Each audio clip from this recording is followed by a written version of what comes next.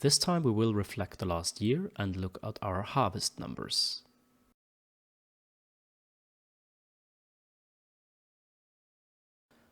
This video is gonna be a little bit longer as we want to reflect the whole harvesting year of 2025. You will find timestamps in our video so that you can jump over chapters that you're not interested in.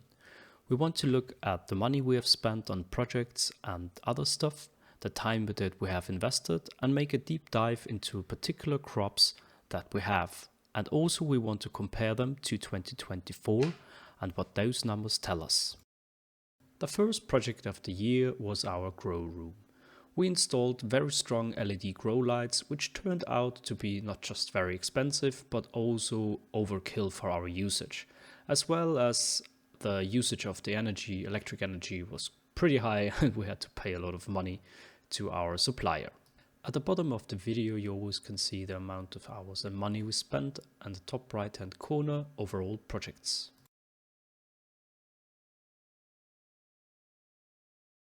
The next projects are our new storage shelves. For once we didn't build them ourselves.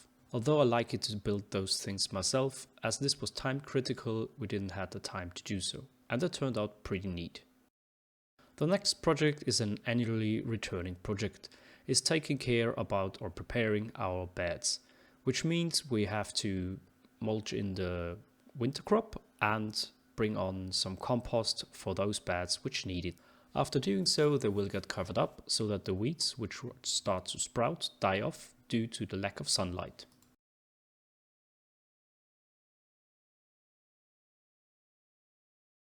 One project which we demolished, as it was an emergency project in 2024, were our raised beds. Back then we had them against the snails. As we are now better in the best control of the snails, we rebuilt them at a different point. We just needed a very fine mesh against the mice. One of the more experimental projects were our potato buckets. These usually come from very small or even smaller systems than ours, and we wanted to try them if we can scale them. It turns out we can't. This was pretty much a failure, but we can reuse the resources that we bought for it.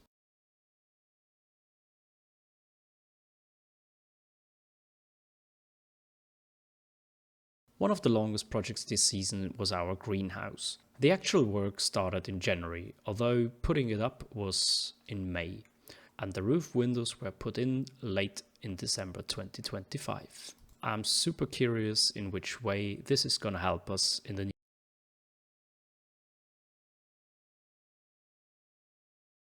One of the projects that felt at least the most labor intensive was our new cooling room. We are starting to rebuild our garage, as it's currently for sure not up to specification how we want a hygienic room. We will continue this project this year.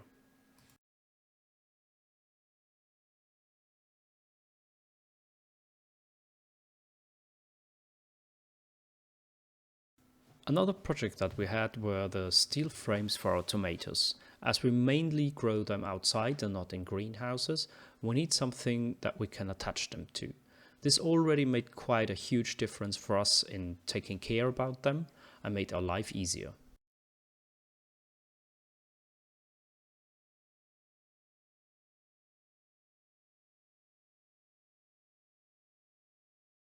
Another project which we had was getting more flowers and therefore insects onto our market garden area, as those attract more insects and therefore increase the chance of pollination.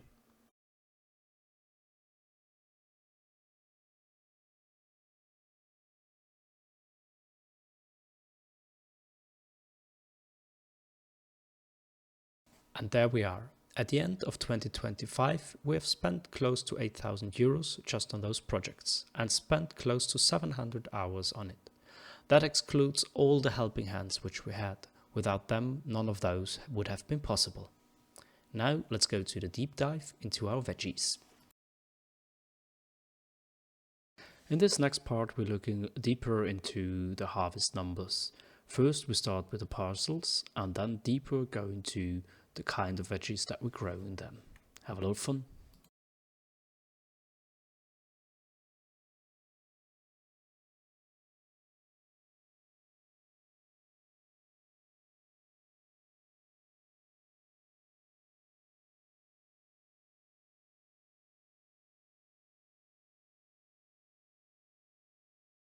And with that, we have our numbers for 2025, which were 1,651 kilograms. This is just based on the parcels. We now look at the same comparison for 2024. But remember, this is just parcel based. To have a better and more in-depth look, we have to look into the kinds of vegetables that we grow. Sorry for all people watching this on a smartphone, but to make it really proper in comparison, it's not possible doing it another way. Right hand corner you can see the weeks and the month, and then in the green bars you see the positive, so to say more earnings than in the last year. So green is gonna be 2025, and red is gonna be where we had more harvest in numbers in 2024. At the bottom corner you also can see the amount of harvest for that particular year.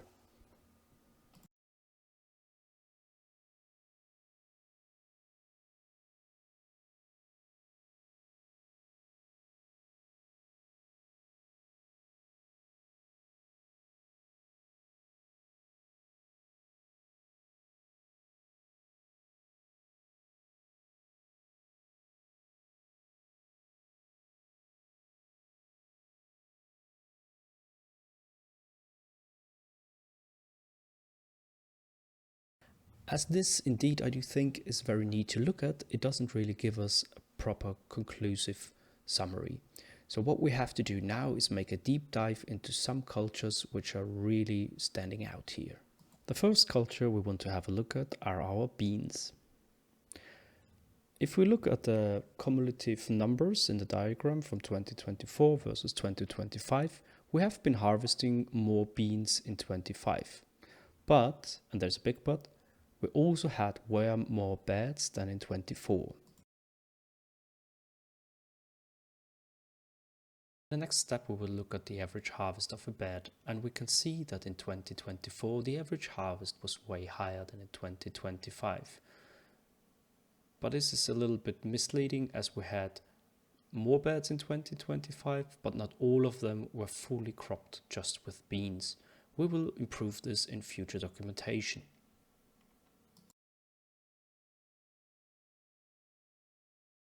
Next we will look at every individual bed.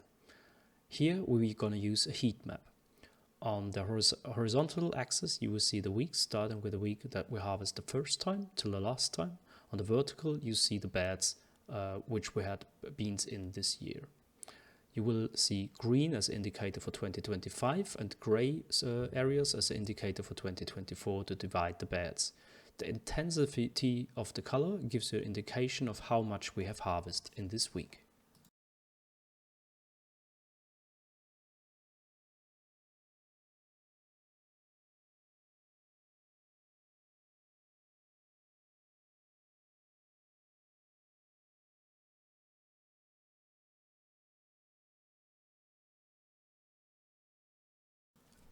Of course, this is now a little bit misleading, as it depends on if the full bed is planted or not, and also the amount, the size, the rows, and so on of what we have put in there, even if we just count it down to the beans. We have those numbers in the background, and hopefully we find a better way in the next years to graphically display. Nevertheless, we can use this data to conclude some information. For example, this year we used half a bed of pre-planted bush beans, which worked pretty well in our case, as they started way earlier producing beans that we can harvest. Of course, this is a question of space that you have available, and also economical question if you want to put your work into something like that, or if it's better to wait a little bit.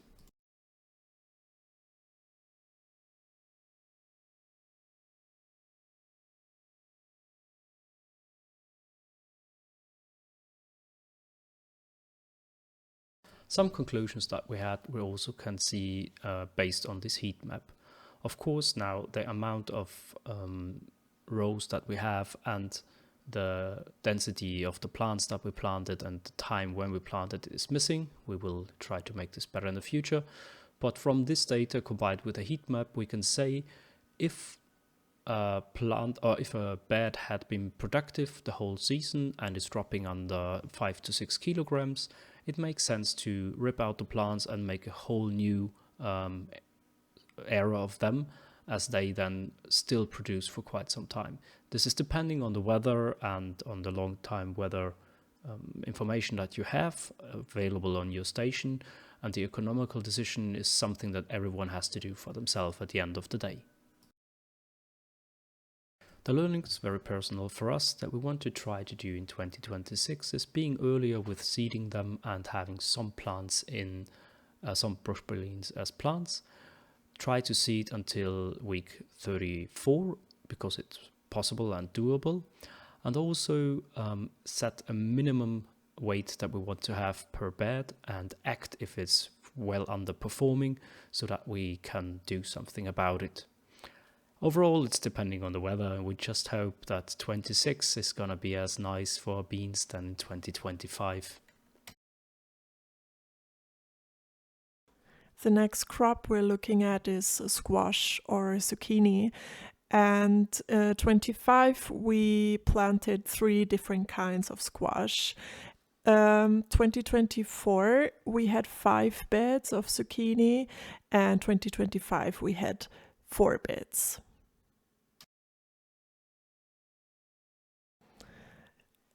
Here you can see the average numbers of our harvest of squash, which means that 2024 we harvested 26 kilos average per bed in total, and 2025 it was 70 kilos.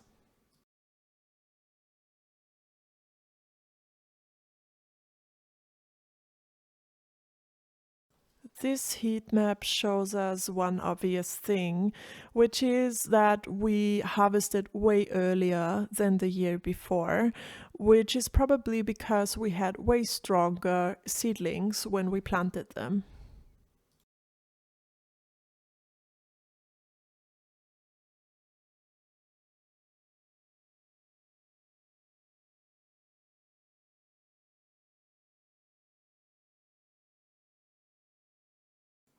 We already know that the squash did way better than the year before, and our favorite kinds of squash was the kinds Solara and Black Beauty, which we will definitely have this year again.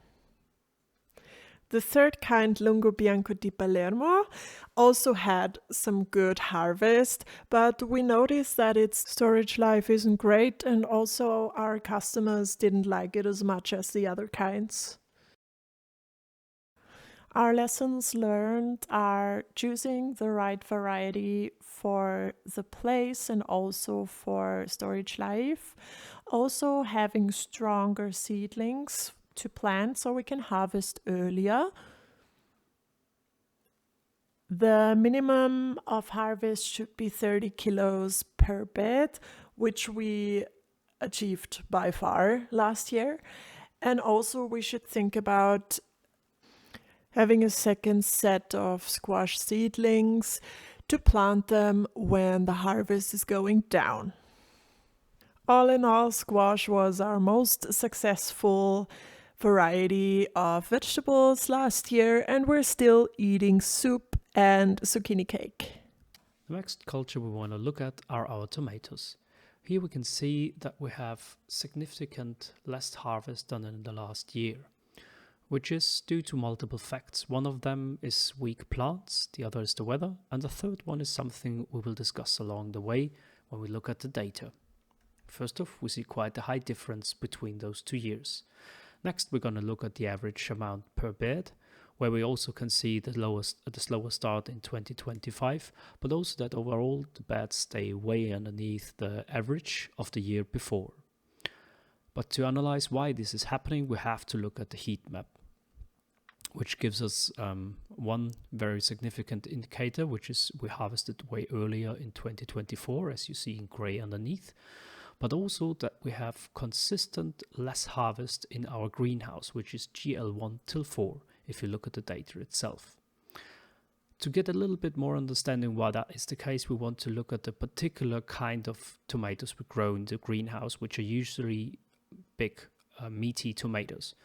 When we compare that particular kind that we use, which is Lisi, GL1 is the part in the greenhouse, that we want to compare to 24 to 25, we see that instead of close to 60 kilograms, we just harvested 12 kilograms. This is due to the greenhouse overheating in August and an inconsistent irrigation. So these are two things that we will have to work on this year, that we get this in check. Also, you can see multiple of duplications in the documentations. Not everything is really according to plan or done the right way. We will have to take care about that as well. So the first thing, which is the most important if we look at those numbers, is getting our greenhouse, getting the grip of our greenhouse and making it more shady and airy when we need it. Take better care about our young plants so that they are in better condition when they go outside and into the greenhouse. Think about having multiple branches on one plant than one, and optimizing our water irrigation system. And with that, I hope the season will become as good as 2024. Although all these points are valid, we're still very proud about our tomatoes that we grow in the outdoors, and they taste just delicious.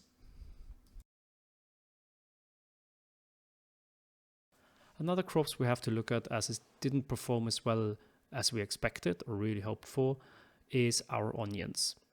When we compare to the year 24, we had half of the amount of beds and still way more earnings or amount of kilograms that we got out of the beds. This is mainly due to the fact that I experimented a lot with the onions, which went to our benefit. We should have at least double the amount that we had in 24, but failed to even catch that number. When we look at the beds themselves, you see that the numbers are quite far away from each other, which is also a very good indicator that my experiment was not really helpful. And this indicator or this information just repeats itself if we look at the heat map. So what did I learn? I planted them way too close to each other. I wanted to see what's the maximum of harvest I can get out of a bed, and that is something I shouldn't have done. We didn't take too good care about the weeding, so we weeded way too less, and the irrigation was on way too early, which caused a lot of those plants to get moldy and don't develop that good. So the other problem that we had deers in our garden, which ate a lot of them in winter. This fall, we already planted, of course, the onions for the new season, and we're trying to minimize the errors or issues that we have done in 2024-5. So we plant them further apart. We make 4 to 3 rows a bed, not the 5 rows that I've done before or even more. And we try to also tackle the irrigation problem in spring. Now for the last crop, we're going to look a little bit about our problem child. Although it is been treated very well, it's very hard to succeed in it, and that's our cabbage family. In the start of the year, it looked pretty well, and we had a lot of success with the amount of cabbage that we can get, but that was just for particulars. Others really struggled, especially those who are harvested at the end of the year. Same can be said if we look at the numbers, the average numbers per bed. At the start of the year, they're looking pretty nice and neat, but then they struggle to succeed the numbers of the year before. And even those numbers aren't really big for cabbage fields, so it's a rather unprofitable way or product in our market garden. And this becomes even more clear if we look at the particular crops that we are harvesting. So what we do at the start of the year is planting and harvesting a lot of kohlrabi, which actually works pretty neat. Those kinds that we have are fit for our ground and they do a very good job. But the others, as mentioned, those against the summer or even later in the year, they perform very poor and are super critical and hard work in raising them. So a lot of time goes into those. We will have to change something this year. We will look into different kind of breeds that we could use. We will have to look a little bit better into the point in time when we start the young plants or even seed them outside. And we will have to think about reduction of those beds and crops as they are non-profitable and just very high risk for us from an economical point of view.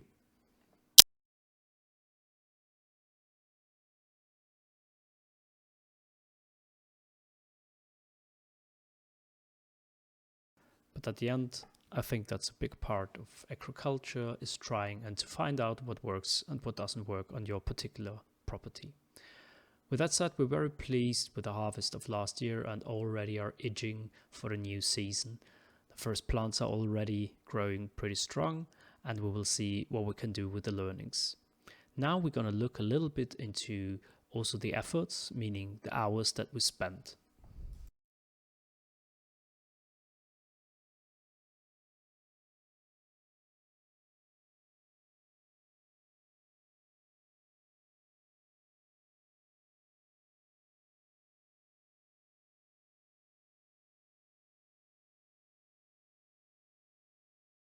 And to start the part, we'll of course have a dynamic diagram in which we have the hours and efforts on the horizontal part, and the vertical part is the kilograms that we harvest, and the little dots that you see is each and every bed that we have. The red line is an indicator, so the baseline indicator, and it gives us a good understanding of which crop is where in terms of effort in relation to amount of harvest numbers. It's not the only indicator that we use to make decisions, but a very important one. Other one, which is super important, is of course what our clients like and want us to grow.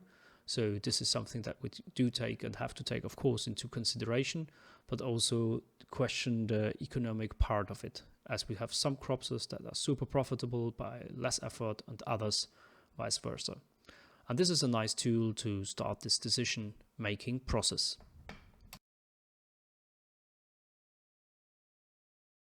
And that we are at the point of efforts. Here you can see our diagram of how our hours are distributed. In green, you have everything that is directly related to farming. In orange is everything related to organizing around the farm, may it be events, client communication, or returning repairs and stuff like that. The biggest part you see is our returning tasks and repairing stuff. The smaller part is actually the beds themselves, but a lot of the stuff that is a returning task is in relation to the beds.